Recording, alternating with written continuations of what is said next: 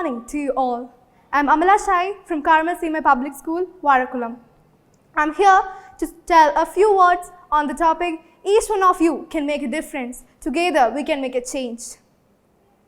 Only I can change my life. Nobody can do it for me. Education is the most powerful weapon in order to change the world.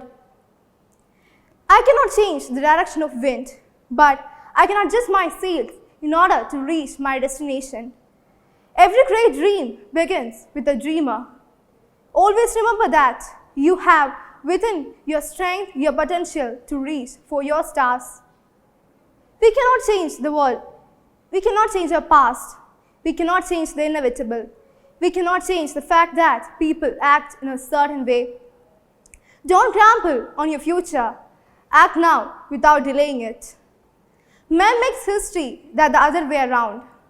20 years ago, when there was no leadership, society stands still, but now courageous and effective leaders seize the opportunity to make the world a better place to live in.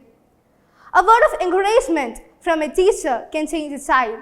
A word of encouragement from a leader can inspire a person and reach for his or her potential. If a person always looks to his past, he is surely going to miss his future.